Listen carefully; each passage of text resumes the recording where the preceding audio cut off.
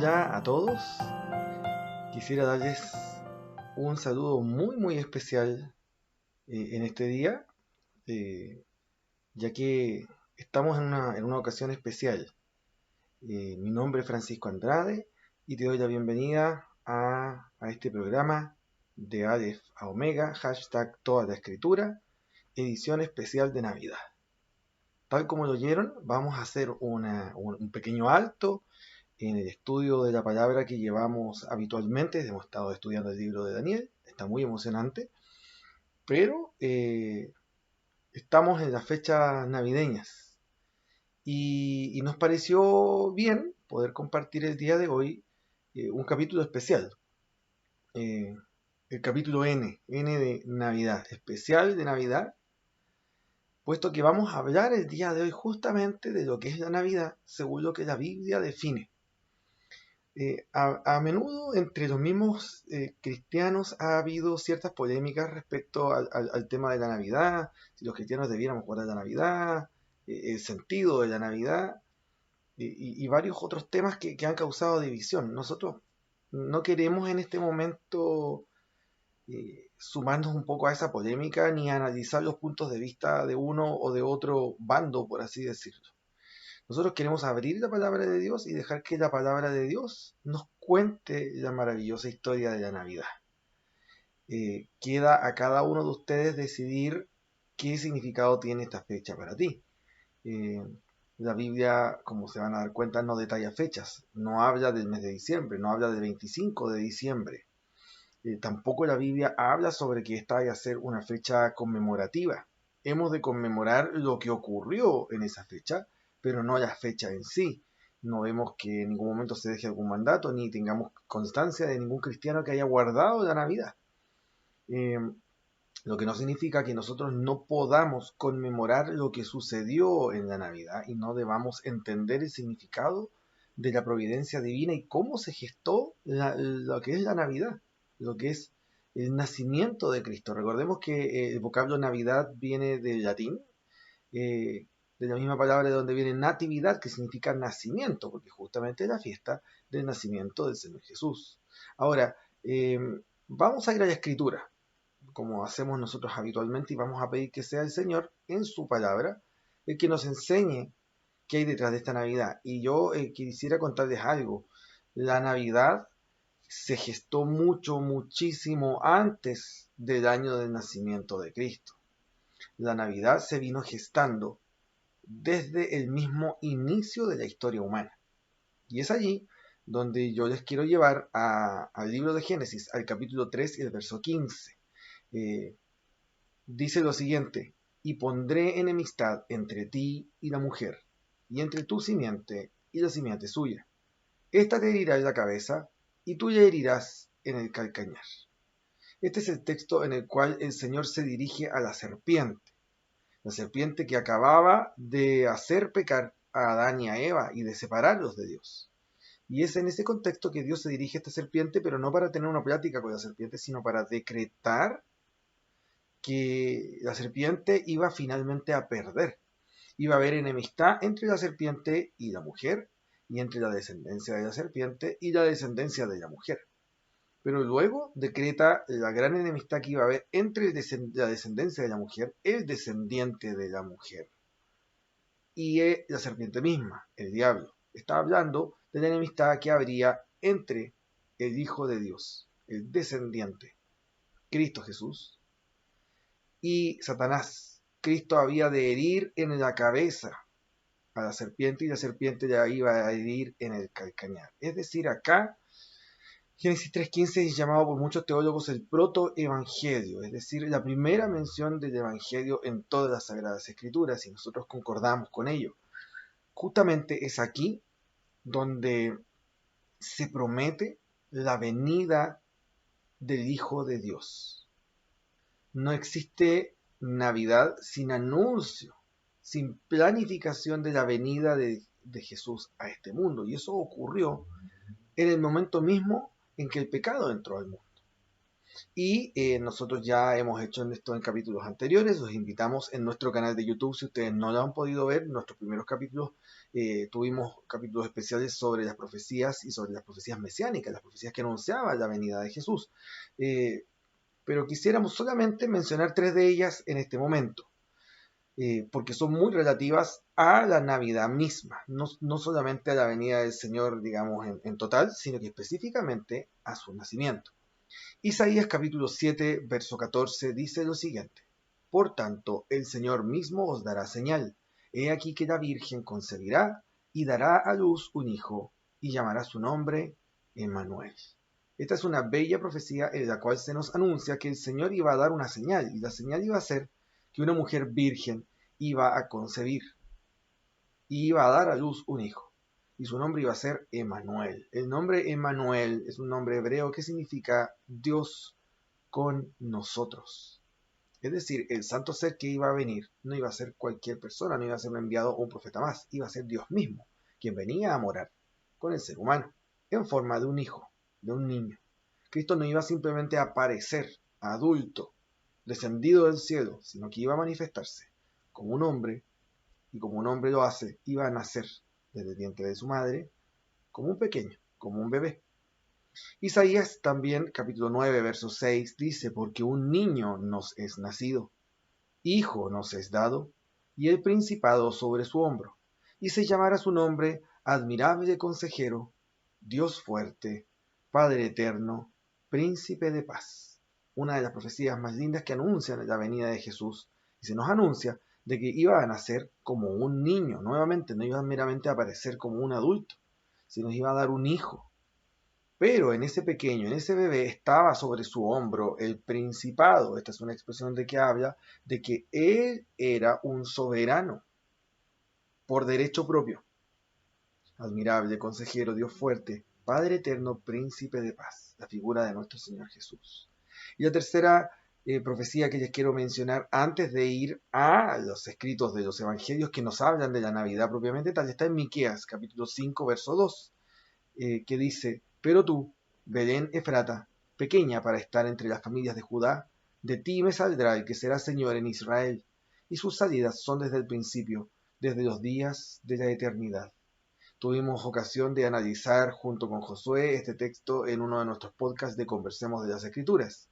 Pero aquí solamente mencionarles de que la profecía hablaba de que el Salvador iba a venir desde Belén, Belén Efrata, una pequeña ciudad del territorio de Judá, pero de allí iba a venir el Salvador. Y hemos visto con las otras profecías de que el Señor tenía que nacer como un niño. Por lo tanto, la historia de la Navidad la tenemos aquí prefigurada en el Antiguo Testamento. Ahora, vamos a ir al texto de los Evangelios. Desde ya les cuento de que de los 4 Evangelios, tan solo el Evangelio según San Mateo y el Evangelio según San Lucas nos dan detalles del nacimiento de Jesús. Ambos nos dan detalles complementarios, no cuentan la misma historia 2 veces. Y es por eso que vamos a ir saltando de una narrativa a otra para dar un orden cronológico. Primero vamos a ir al capítulo primero de Lucas, de los versos 26 en adelante. Dice así: Al 6º mes, el ángel Gabriel fue enviado por Dios a una ciudad de Galilea llamada Nazaret, a una virgen desposada con un varón que se llamaba José, de la casa de David, y el nombre de la virgen era María. Fíjense de que el ángel Gabriel, el ángel que aparece en los libros de Daniel como uno de los mensajeros celestiales más destacados, de hecho es el único mensajero celestial que se menciona por nombre propio, ese ángel es enviado por Dios a una ciudad de Galilea que se llamaba Nazaret. Y aquí vivía una virgen que estaba desposada con un varón llamado José, de la casa de David, y ella, su nombre era María. Aquí se nos introduce a María de Nazaret. María ya estaba desposada con José. Es bueno señalar de que en la cultura hebrea el casarse era un proceso largo. Existía el desposamiento, que era, por así decirlo, como una promesa de matrimonio en la cual eh, los novios ya eran considerados esposos legalmente, si bien es cierto, no vivían juntos ni tenían vida de pareja hasta llegada la boda. En ese proceso estaban María y José. José ya había hecho la promesa de matrimonio con María y por lo tanto se consideraban esposos, si bien es cierto no vivían juntos y no tenían relaciones sexuales. Ella todavía era virgen. Y el ángel llega donde esta mujer a cumplir la profecía que acabábamos de leer en los libros de Isaías y de Miqueas. Versículo 28. Y entrando el ángel en donde ella estaba, dijo: Salve, muy favorecida, el Señor es contigo, bendita tú entre las mujeres. Mas ella, cuando le vio, se turbó por sus palabras y pensaba qué salutación sería esta. Tenemos al ángel transmitiéndole a María un mensaje. Y ese era un mensaje de felicidad. Le dice: Salve, muy favorecida, el Señor es contigo y tú eres bendita entre las mujeres. ¿Qué quiere decir este texto? María fue escogida por Dios mismo entre todas las mujeres para ser favorecida con ser la madre del Señor, llevar en su vientre al niño Dios, que claramente fue una bendición en la vida de María. Pero ella, cuando lo vio, dice que se turbó, es decir, se alteró y pensaba qué significaba esto. Ella claramente no entendió de inmediato. Versículos 30. Entonces el ángel le dijo: María, no temas, porque has hallado gracia delante de Dios. Y ahora concebirás en tu vientre, y darás a luz un hijo, y llamarás su nombre Jesús. Este será grande, y será llamado Hijo del Altísimo, y el Señor Dios le dará el trono de David, su padre, y reinará sobre la casa de Jacob para siempre, y su reino no tendrá fin. Aquí el ángel es claro y es directo y le dice a María: no temas, has hallado gracia ante los ojos de Dios, delante de Dios. Siempre hallar gracia delante de Dios es un motivo de felicidad, pero ella aquí halló gracia para algo especial, no para ser una profetisa o una mensajera, para ser la madre del niño Dios. Y dice que concebirás en tu vientre y darás a luz un hijo y llamarás su nombre Jesús. Jesús es un nombre hebreo que es Yahshua. Y Yahshua significa Yahvé, el nombre de Dios. Jehová salva o trae salvación. Quien venía iba a ser el Salvador de parte de Dios.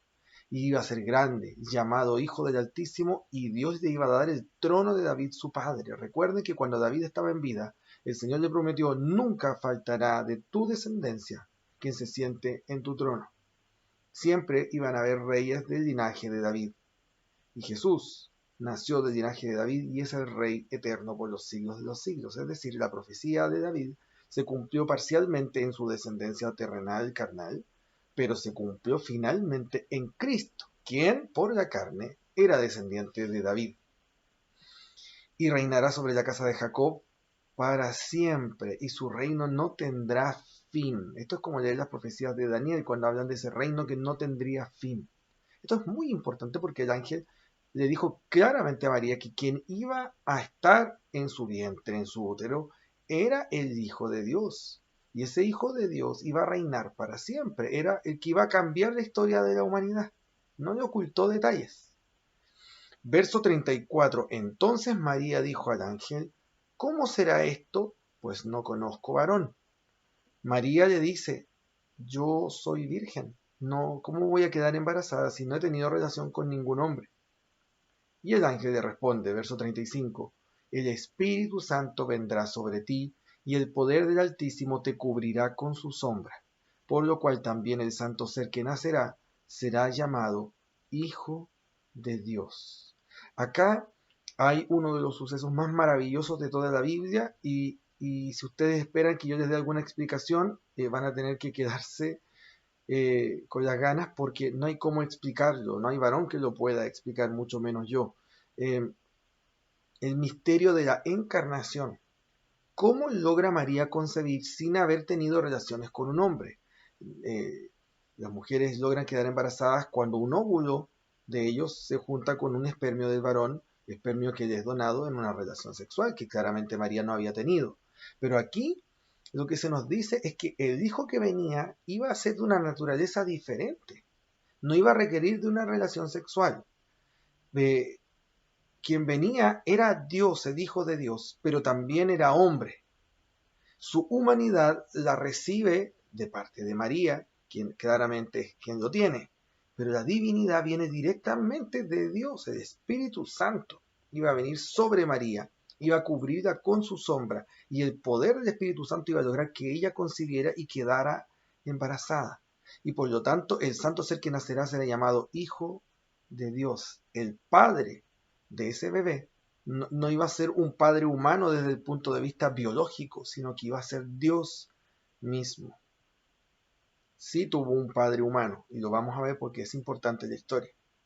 Y el ángel dice, verso 36, y he aquí tu parienta Elizabeth, ella también ha concebido hijo en su vejez, y este es el sexto mes para ella, la que llamaban estéril, porque nada hay imposible para Dios. Elizabeth, la parienta de María, la prima lejana, estaba esperando un bebé, ya llevaba 6 meses de gestación, y ella llevaba en su vientre a alguien que también iba a ser muy importante en esta historia, Juan, quien iba a ser Juan el Bautista, el precursor de Jesús. Y ella era estéril y quedó embarazada. Sí, no es lo mismo que María, sí quedó embarazada de varón que era su marido, Zacarías, pero antes no podían. El poder de Dios fue necesario para que ella se volviese fértil y pudiese tener a Juan. Y ahí el ángel le dice, nada es imposible para Dios. Si Dios es capaz de hacer eso por ella, por ti es capaz de hacer lo que yo te anuncio. ¿Y qué dice lo que dice María? Verso 38. Entonces María dijo, he aquí la sierva del Señor, hágase conmigo conforme a tu palabra. Y el ángel se fue de su presencia. María fue escogida por Dios porque claramente ella concentra una serie de cualidades notables, recalcables.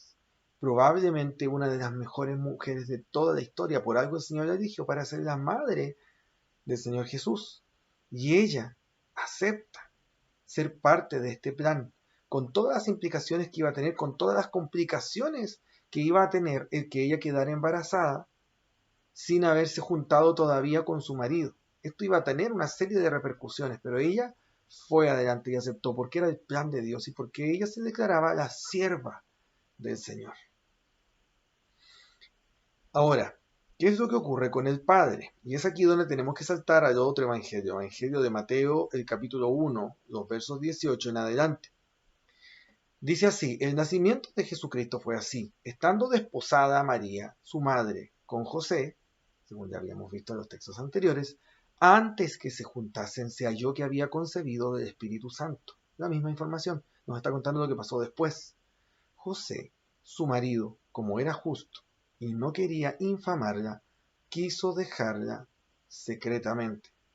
Y pensando él en esto, he aquí un ángel del Señor le apareció en sueños y le dijo, José, hijo de David, no temas recibir a María tu mujer, porque lo que en ella es engendrado del Espíritu Santo es, y dará a luz un hijo, y llamará su nombre Jesús, porque él salvará a su pueblo de sus pecados. Hay mucha información en estos textos. José es llamado justo. Es cierto, se nos dice que el Señor eligió a María entre las mujeres, pero el Señor también eligió a José para ser el padre terrenal de Jesús. Él iba a tener un rol casi tan importante como el mismo rol de María. Pero cuando él se entera de que ella estaba embarazada, y claramente no era un hijo biológico de él, puesto que nunca se habían juntado, él tenía la opción legal de denunciarla a ella como una mujer adúltera, de ser sometida a juicio y de haber sido apedreada según la ley hebrea. Pero él claramente quería a María, amaba a María, no quería infamarla. Sin saber más información que la que ya tenía, tan solo quería dejarla secretamente, para que a ella no le ocurriera nada, pero también, digamos, deshacer el compromiso hasta allí. Él se sentía hasta ese momento que había sido traicionado. Y el mismo Señor irrumpe en sueños. El ángel del Señor aparece y le dice, José, recibe a tu mujer. Ella no te engañó con nadie. Lo que ella lleva en su vientre es del Espíritu Santo, no de ningún hombre. Ella te es fiel a ti. Se va a casar contigo. Pero aquí tuvo que involucrarse el Señor porque el niño que viene va a ser el Salvador del mundo, el que salvará a su pueblo de sus pecados. Y aquí viene el comentario de Mateo, versos 22 y 23, que es la cita de la profecía de Isaías que leímos. Todo esto aconteció para que se cumpliese lo dicho por el Señor por medio del profeta, cuando dijo: He aquí una virgen concebirá y dará a luz un hijo, y llamará su nombre Emmanuel, que traducido es Dios con nosotros. Este es un comentario, no es que el ángel le citó la profecía a José, sino que Mateo al escribirlo habla de esta profecía. ¿Qué fue lo que hizo José? Y aquí nuevamente se destaca, es bueno destacar las virtudes de los seres humanos cuando la Biblia los menciona. Versos 24 y 25. Y despertando José del sueño, hizo como el ángel del Señor le había mandado y recibió a su mujer, pero no la conoció hasta que dio a luz a su hijo primogénito y le puso por nombre Jesús. José era de un corazón justo y amaba a María. Por lo tanto, cree la palabra del ángel y recibe a su mujer, María. Se casan y llegan a ser finalmente marido y mujer, excepto por un detalle. Ellos no consuman el matrimonio mediante el acto sexual mientras ella estuvo embarazada, hasta que ella dio a luz a su hijo primogénito y le puso por nombre Jesús. Aquí viene el nacimiento de Jesús y el detalle de que José no tuvo ninguna relación con ella hasta que Jesús nació. Claramente queda implícito de que sí tuvo relaciones con ella después que Jesús nació, y por lo tanto María engendró otros hijos, pero eso pertenece en este momento a otra historia. Ahora, nuevamente saltemos a Lucas, pero al capítulo 2. Veamos cómo fue el nacimiento mismo de Jesús. Aconteció en aquellos días que se promulgó un edicto de parte de Augusto César, que todo el mundo fuese empadronado. Este primer censo se hizo siendo Cirenio gobernador de Siria, e iban todos para ser empadronados, cada uno a su ciudad. Y aquí tenemos que obviamente hacer el alcance. Se decreta este censo, un censo decretado por el emperador romano Augusto César. Y este censo o este empadronamiento tenía, digamos, fines económicos. Los censos se hacían no como en nuestros días meramente para obtener información, se hacían para obtener tributos económicos. Pero por lo tanto, cada persona tenía que volver a su lugar de origen. No importa si usted ya no vivía en ese lugar, tenía que volver a ese lugar para ser empadronado y luego volver a la ciudad a la que usted habitara. Y resulta de que José vivía en Galilea, pero no era Galileo. Él había nacido en Belén, la ciudad de David, puesto que él era de la tribu de Judá. Verso 4. Y José subió de Galilea, de la ciudad de Nazaret, a Judea, a la ciudad de David, que se llama Belén, por cuanto era de la casa y familia de David. José era un descendiente de David y por lo tanto Jesús también lo fue, para ser empadronado con María, su mujer, desposada con él, la cual estaba encinta. Es decir, este censo ocurre estando María embarazada. Tienen que hacer el viaje de Galilea, de Nazaret, a Belén, estando ella embarazada. Verso 6. Y aconteció que estando ellos allí, se cumplieron los días de su alumbramiento, y dio a luz a su hijo primogénito, y lo envolvió en pañales, y lo acostó en un pesebre, porque no había lugar para ellos en el mesón. Y es aquí donde viene la historia que vemos habitualmente en representaciones, en dibujos animados, o películas, o incluso ilustraciones, dibujos. Ellos llegan a Belén y no encuentran lugar para hospedar, no había lugar para ellos, lo que es muy triste porque si José era de la tribu de David y él venía de Belén, debe haber tenido algún pariente. Y sin embargo nadie los recibió. Incluso tuvieron que preguntar en el mesón era como un hostal, un alojamiento, no había lugar para ellos. Fue tanto así que tuvieron que refugiarse para que María pudiese dar a luz a su hijo en un pesebre. Y esto es lo maravilloso de la historia, porque nosotros hemos romantizado mucho la historia durante muchos siglos y tenemos la típica figura de un pesebre, ¿cierto? Lleno de animalitos sonrientes alrededor del niño recién nacido, pero un pesebre es un establo. Si ustedes han estado en un establo, el establo tiene paja, y es donde viven los animales, y los animales no tienen precisamente hábitos para ir al baño en otro lugar, es decir, ustedes van a encontrar excremento, estiércol de animales, olor a animales, a encierro. No es el lugar más lindo del mundo, ¿ya? Y en ese lugar nació el Salvador del mundo. En ese lugar nació Jesús. Y María lo acostó en un pesebre y lo envolvió en pañales. Ellos eran pobres, no eran una familia adinerada. Y el Señor Jesús nace allí. El Hijo de Dios viene por nosotros a nacer no en un palacio, no en una cuna de oro, sino que en un pesebre. Esto ya nos da un tremendo mensaje a cada uno de nosotros. Ahora, la historia no termina allí, porque en ese momento, versículo 8, había pastores en la misma región que velaban y guardaban las vigilias de la noche sobre su rebaño. Y he aquí, se les presentó un ángel del Señor, y la gloria del Señor los rodeó de resplandor, y tuvieron gran temor. Estos pastores estaban cuidando sus rebaños en la noche, cuidando sus ovejitas, ¿cierto? Y estos pastores deben haber estado pensando en el Mesías que había de venir. Deben haber estado pensando en la pronta venida del Salvador. La Biblia no lo dice explícitamente, pero sí es implícita, puesto que los ángeles se le manifestaron a ellos, y no a sacerdotes, o a levitas, o a personas de otras partes. Se manifestó a ellos, personas humildes, que estaban allí haciendo su trabajo. Y dice de que se les presentó un ángel del Señor, y la gloria del Señor los rodeó, y tuvieron temor. Imagínense estando en las vigilias de la noche, todo oscuro, vigilando sus rebaños, y de repente se ilumina y aparece un ser de luz. Yo creo que cualquiera reaccionaría con miedo. Verso 10, pero el ángel les dijo, no temáis, porque he aquí os doy nuevas de gran gozo, que será para todo el pueblo, que os ha nacido hoy en la ciudad de David un Salvador, que es Cristo el Señor. Esto os servirá de señal. Hallaréis al niño envuelto en pañales, acostado en un pesebre. Este es uno de los mensajes más maravillosos que se puedan haber dado en la historia. El ángel les dijo, les traigo grandes noticias, no se asusten por la luz, no se asusten por la manifestación sobrenatural, les traigo muy buenas noticias, no solo para ustedes, para todo el pueblo. Acaba de nacer en la ciudad de David el Salvador, Cristo, el Señor, el Mesías que ustedes estaban esperando.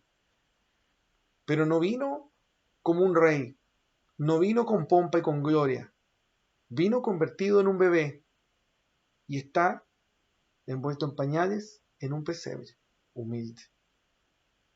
¿Y qué fue lo que ocurrió? Era un ángel el que hablaba hasta ahora, pero no era un solo ángel el que estaba allí. Se había manifestado un solo ángel, pero había muchos más. Y en ese momento, cuando el ángel cuenta y entrega el mensaje, aparecen los otros ángeles que se habían estado conteniendo y ya no pueden contenerlo porque el cielo rebosa de alegría, porque este momento estaba siendo esperado por el cielo desde que Jesús presentó el plan de redención. El cielo está interesado en nosotros. Sí, la Biblia avala de que los ángeles están interesados en nosotros. Verso 13, y repentinamente apareció con el ángel una multitud de las huestes celestiales que alababan a Dios y decían, gloria a Dios en las alturas y en la tierra, paz, buena voluntad para con los hombres. A mí siempre me gusta recalcar acá porque muchas veces se ha dicho mal este mensaje. Es muy común que usted escuche gloria a Dios en las alturas y en la tierra paz para los hombres de buena voluntad. Y la verdad es que la paz de Dios no se ofrece solo a los hombres que tienen buena voluntad. Si fuera por eso, varios que no tenemos tan buena voluntad podríamos quedar fuera. Aquella iniciativa es divina, la iniciativa es de Dios. Gloria a Dios en las alturas y en la tierra paz y buena voluntad para con los hombres. Porque en las alturas, en el cielo, cuando el Señor Jesús nació en esta tierra, el cielo entero se vació. Los ángeles que habitualmente sirven a Jesús estaban todos acá, expectantes de cómo el mundo iba a recibir a Jesús. Verso 15. Sucedió que cuando los ángeles se fueron de ellos al cielo, los pastores se dijeron unos a otros, pasemos pues hasta Belén y veamos esto que ha sucedido y que el Señor nos ha manifestado. Vinieron pues apresuradamente y hallaron a María y a José y al niño acostado en el pesebre. y al verlo dieron a conocer lo que se les había dicho acerca del niño, y todos los que oyeron se maravillaron de lo que los pastores les decían. Pero María guardaba todas estas cosas, meditándolas en su corazón. Y volvieron los pastores glorificando y alabando a Dios por todas las cosas que habían oído y visto como se les había dicho. Los pastores, yéndose los ángeles, dicen: esta es la mejor noticia que nos podrían haber dado. Esto es lo que estábamos esperando. Ya no se ocupan de su rebaño, van a Belén, viajan a Belén para ver al Salvador y se encuentran allí con el Salvador, un bebé pequeñito, y con el Salvador sus padres. Y les cuentan toda la historia, les cuentan lo que había pasado, el mensaje de los ángeles, y todos los que estaban allí se maravillaban. Había más personas. Seguramente el Señor se manifestó a otras personas y todos se maravillaron de escuchar esto. ¿Y quién guardaba todo esto en el corazón? María, la madre. Atesoraba esto en su corazón. Y los pastores entonces llegó el momento y se fueron. Pero se fueron glorificando y alabando a Dios por todo lo que habían visto, por todo lo que habían oído. La mejor noticia que se les podía entregar. Queridos amigos, esta es la historia de la Navidad. Pero aún hay unos textos que quiero compartir con ustedes, puesto de que muchas veces en el cuadro navideño que se pinta o en las imágenes representadas aparecen los llamados Reyes Magos. ¿Qué es lo que la Biblia dice de ellos? Lo primero que les quiero comentar, vamos a ir a Mateo capítulo 2, porque aquí aparece la visita de los magos. Primero, la Biblia jamás les llama reyes, les llama magos que vienen del oriente. Cuando hablamos de magos, estamos hablando de personas, en algunos casos practicaban la magia, pero también se les llamaba así a personas que tenían cierto grado de ciencia, en astronomía, en matemáticas. Eran sabios. Tal vez la mejor palabra, eran sabios. No sabemos qué religión tenían ellos, no sabemos en quién creían, pero sí sabemos que Dios a ellos se les manifestó y ellos vinieron. Ahora, ¿por qué yo les digo que voy a incluir esto ahora? En ninguna parte de la escritura se nos dice de que los magos llegaron al pesebre en la noche que Jesús nació. Tal vez alguna vez tengamos más tiempo para hablar de aquello, pero la Biblia da varias pistas para pensar de que probablemente los magos de Oriente, la estrella brilló por primera vez en el nacimiento de Jesús, y ellos fueron la primera vez que captaron la estrella, y ellos llegaron a conocer a Jesús cuando Jesús tenía 3 años. Después les voy a comentar un poquito cuáles son esas pistas, tal vez en otra ocasión. El punto es que, ¿qué se nos dice de la visita de los magos en la Biblia? Mateo capítulo 2, verso 1. Cuando Jesús nació en Belén de Judea, en días del rey Herodes, fíjense, cuando ya había nacido Jesús, vinieron del oriente a Jerusalén unos magos. Los magos llegaron primero a Jerusalén, diciendo: ¿dónde está el rey de los judíos que ha nacido? Porque su estrella hemos visto en el oriente y venimos a adorarse. Esto es ciertamente notable y muy maravilloso. Ellos, personas que observaban las estrellas, observaron la estrella en el oriente, identificaron que esta era una estrella sobrenatural, una estrella especial, y decidieron seguir esa estrella. Y la estrella los guió a tierra de Canaán, a tierra de Palestina. Llegaron a Jerusalén y empezaron a preguntar por el rey de los judíos. Ellos sabían que quien había nacido era el rey. Dios les reveló todo eso. No sabemos los detalles de cómo fue, pero ellos venían con una misión muy clara. Y llegan a Jerusalén. Y en Jerusalén la gente decía de boca para afuera estar esperando al Mesías, pero en realidad no lo estaban esperando con el corazón. Por eso los ángeles no se les manifestaron a ellos. Versículo 3. Oyendo esto, el rey Herodes se turbó y toda Jerusalén con él. Y convocados todos los principales sacerdotes y los escribas del pueblo, les preguntó dónde había de nacer el Cristo. Ellos le dijeron: en Belén de Judea, porque así está escrito por el profeta. Aquí viene la profecía de Malaquías que leímos: y tú, Belén de la tierra de Judá, no eres la más pequeña entre los príncipes de Judá, porque de ti saldrá un guiador que apacentará a mi pueblo Israel. Dice el rey Herodes, cuando se entera, mediante estos magos, de que había nacido el Salvador del mundo, el rey de los judíos, Herodes manda a llamar a los sacerdotes y le dice: ¿dónde? ¿Dónde dice la profecía? Belén. ¿Y qué es lo que ocurre? Verso 7. Entonces Herodes, llamando en secreto a los magos, indagó de ellos diligentemente el tiempo de la aparición de la estrella. Ese detalle es muy interesante. Ellos le dijeron con cuánta antelación habían aparecido esa estrella. No se había escrito el periodo, pero Herodes lo supo de boca de ellos. Verso 8. Y enviándolos a Belén, dijo, id allá y averiguad con diligencia acerca del niño, y cuando le halléis, hacedmelo saber, para que yo también vaya y le adore.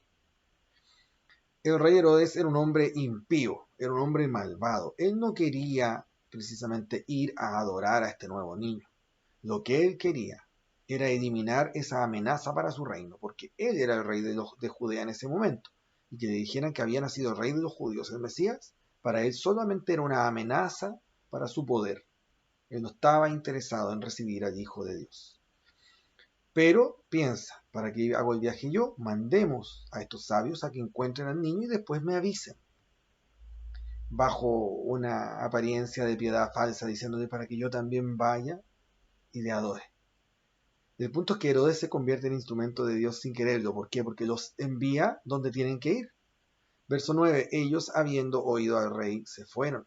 Y he aquí la estrella que habían visto en el oriente iba delante de ellos, hasta que llegando se detuvo sobre donde estaba el niño.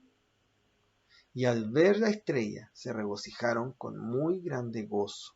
Y al entrar en la casa vieron al niño con su madre María, y postrándose lo adoraron, y abriendo sus tesoros le ofrecieron presentes, oro, incienso y mirra. Fíjense de que ellos son enviados a Belén, pero si tenían que ir a un lugar específico, Belén, que no quedaba lejos de Jerusalén, ¿por qué la estrella los tuvo que guiar? A esa altura, si habían pasado 3 años, probablemente Jesús ya no estaba en Belén, sino que había vuelto probablemente al lugar donde ellos vivían, a Nazaret. La cosa es que la estrella los guió, los llevó de nuevo, y se detuvo justo sobre donde estaba el niño. No sé si ustedes alguna vez han visto el cielo estrellado, pero las estrellas no se mueven. Y las estrellas tampoco se paran sobre un lugar específico. Ustedes pueden caminar cuadras de cuadras y las estrellas parece que estuvieran donde mismo. Esta claramente no era una estrella, ni un cometa, ni un asteroide. Esta estrella fue puesta allí por el Señor. Probablemente incluso pueden haber sido ángeles, ya que en la Biblia la estrella es un símbolo para los ángeles. A lo mejor esta vez no era un símbolo, sino que claramente eran ángeles que guiaron a estos hombres a donde Jesús estaba. Y dice de que entraron en la casa y vieron al niño con su madre y postrándose le adoraron. A mí me gusta mucho este texto porque es la primera mención, no es la primera, es una de las primeras menciones de que Jesús haya sido adorado, aún siendo niño. Los pastores fueron y lo vieron y se regocijaron, pero en ninguna parte se ocupa la palabra adorar. Ellos 3 vienen y lo adoran como el rey de los judíos, lo adoran como a Dios, lo reconocen como Dios, y abren los tesoros, le traían regalos. Queridos, la tradición navideña popular de hacerse regalos, no sé si les puedo decir que proviene de acá, pero la verdadera Navidad, los regalos eran para Jesús. Y estos reyes traían regalos, oro, incienso y mirra, 3 regalos. Una de las razones por las cuales mucha gente habla de los 3 reyes magos cuando el registro bíblico no dice cuántos eran, ni dice que se llamaran Melchor, Gaspar o Baltasar. Tal vez lo eran, tal vez eran 3, tal vez esos eran los nombres, tal vez la tradición no está errada, pero la Biblia, si vamos al dato de la Biblia, si vamos de Aleph a Omega, dice que eran sabios de Oriente y que los 3 eran los regalos. Ahora, estos regalos son muy interesantes porque el oro es metal precioso, símbolo de la realeza, reconocimiento de que este era el rey de los judíos. El incienso era las especias que eran quemadas en el fuego para producir un aroma grato y está asociado con el rol del sacerdote. El sacerdote era el que quemaba incienso en el santuario. Y la mirra era una especia amarga de sabor, pero de un olor muy fragante, y era utilizada para embalsamar a los muertos. No sabemos si estos 3 regalos nacieron del corazón de ellos o fueron guiados por Dios, desconocemos esos detalles, pero sí les puedo decir algo, sus regalos resultaron muy proféticos, puesto de que Jesús era el rey de los judíos, oro, iba a ser nuestro sumo sacerdote incienso, pero primero iba a tener que morir en la cruz por nosotros, la mirra. Hermosos símbolos de lo que iba a ser Jesús. ¿Y qué es lo que ocurre? Verso 12, pero siendo avisados por revelación en sueños, ¿ven que el Señor hablaba con ellos de maneras especiales? Que no volviesen a Herodes, regresaron a su tierra por otro camino. Y esa es la aparición de los magos de Oriente. Queridos, la historia de la Navidad es una historia maravillosa, porque es la historia de nuestra salvación, de nuestra redención. Es una historia de una redención que se trazó años antes. Jesús es Dios, Jesús es eterno, pero de alguna manera ese Jesús eterno se hizo hombre, finito. Un Dios eterno llegó a tener nacimiento en la Navidad. Un bebé pequeño. Un bebé que en sí no era todopoderoso, ni omnisapiente, ni omnipresente. Era un bebé como todos nuestros bebés, con todas nuestras necesidades. Un bebé tierno.